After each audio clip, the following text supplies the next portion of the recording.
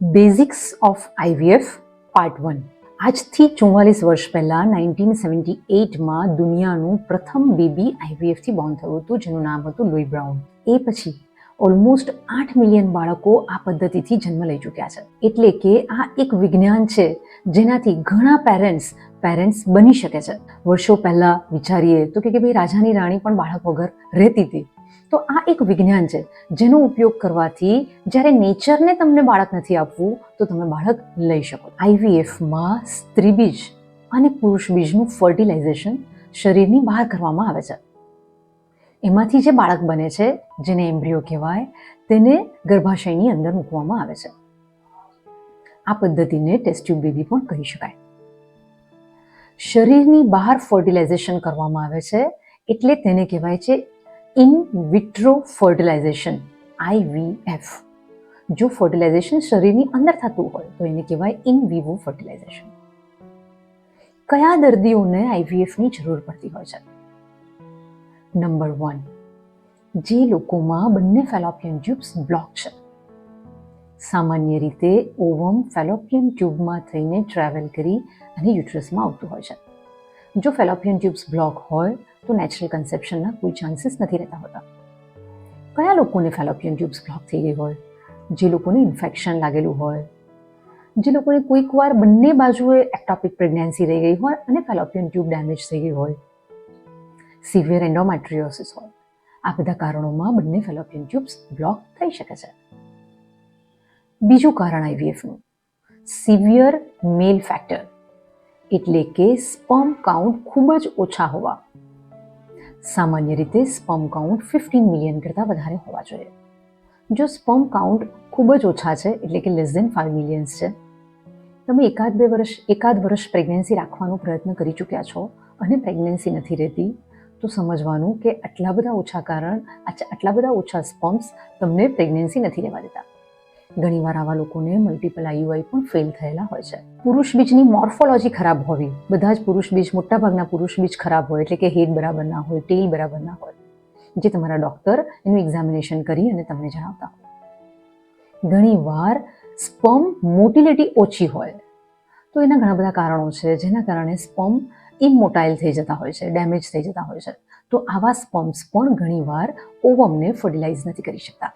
તો આવા સંજોગોમાં તમે ઇનફ ચાન્સ લઈ ચૂક્યા છો, તમારા મલ્ટિપલ આઈયુઆઈસ ફેલ ગયા છે, તો આઈવીએફ એ તમારો બહુ સારો ઓપ્શન છે. શું કામ? તો કે સ્પર્મ્સ મિલિયન્સમાં છે. આઈવીએફમાં આપણને હાર્ડલી 7, 10 કે 15 જેટલા ઓવમ બન્યા છે તેટલા સ્પર્મની જરૂર છે. આઈવીએફ કરતી વખતે બહુ જ સારી ટેકનોલોજી શોધાણી છે જેનાથી ગુડ ક્વોલિટીના સ્પર્મ્સનું સિલેક્શન કરવામાં આવે છે. અને આવા સ્પર્મ્સને ઓવમની અંદર ઇન્જેક્ટ કરવામાં આવે છે, જેને કહેવાય ઇક્સી. અને આ મેથડથી આપણે સારા બાળક બનાવી શકીએ છીએ. ત્રીજું કારણ, જે લોકોને ઓવ્યુલેશન નથી થતું. એટલે કે ઘણા લોકોને ખૂબ જ ઇરેગ્યુલર પીરિયડ છે.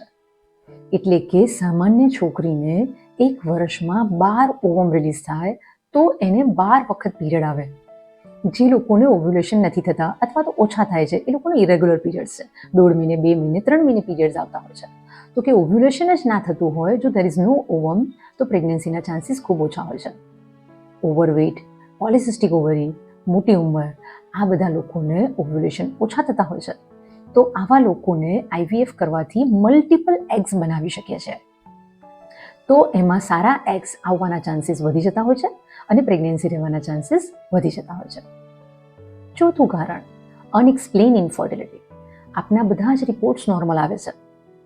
આપ 1 વર્ષ બધી જ પ્રકારની સારવાર કરી ચૂક્યા છો, આઈયુઆઈ પણ કરી ચૂક્યા છો, તેમ છતાં રિઝલ્ટ નથી આવતું, તો એને અનએક્સપ્લેઇન ઇનફર્ટિલિટી કહેવાય. તો આવા કેસમાં આઈવીએફ ખૂબ જ લાભદાયક નીકળતું હોય છે. ઘણીવાર સ્પર્મ અને ઓવમને સાથે રાખી મૂકવામાં આવે, તેમ છતાં સ્પર્મ ઓવમને ફર્ટિલાઇઝ નથી કરતો. તો આવા કેસીસમાં જ્યારે આપણે આગળ સારવાર કરીએ છીએ, એટલે કે આઈવીએફ કરીએ છીએ, તો આ બધા પ્રોબ્લેમ્સને આપણે નિવારી શકીએ છીએ. ઘણીવાર પેશન્ટને એમ થાય કે મારા રિપોર્ટ્સ નોર્મલ છે, તેમ છતાં મને પ્રેગ્નન્સી કેમ નથી રહેતી? તો કે ઘણા બધા એવા કારણો છે જે રિપોર્ટ્સ નથી પકડી શકતું. તો જેમ તમે એડવાન્સ ટ્રીટમેન્ટ કરો છો, એમ તમારી ઇનફર્ટિલિટી વિશેનું પણ નોલેજ વધતું જાય છે. અને આઈવીએફ કરવાથી આ બધા પ્રોબ્લેમ્સને ઓવરકમ કરી શકાય છે. પાંચમું કારણ, ઘણી વખત મેનોપોઝ આવી ગયો છે, વહેલો મેનોપોઝ આવી ગયો છે, વહેલું ઓવેરિયન ફેલિયર થઈ ગયું છે, અથવા તો લેટ મેરેજ થયા છે, તો આવા લોકો પણ આ અસિસ્ટેડ રિપ્રોડક્ટિવ ટેકનોલોજી એટલે કે આઈવીએફની મદદથી મધર બની શકે છે. છઠ્ઠું કારણ, કોઈક વાર કિમોથેરાપી લીધેલી છે, તો આવા કેસમાં તમે એગ્સને પહેલાં ફ્રીઝ કરી શકો છો અને તમારી કેન્સરની ટ્રીટમેન્ટ પૂરી થઈ જાય છે એ પછીથી એ ફ્રીઝ કરેલા ઓવમમાંથી આપ પ્રેગ્નન્સી રાખી શકો છો. છેલ્લું કારણ, ઘણી વખત કરિયર અથવા તો બીજા ઘણા સોશિયલ રીઝનથી લેટ મેરેજ થતા હોય છે, તો એ બધા કારણોમાં પણ આપ આપના ઓવમને ફ્રીઝ કરાવી શકો છો અને આપના અનુકૂળ સમયે આપ માતા બની શકો છો.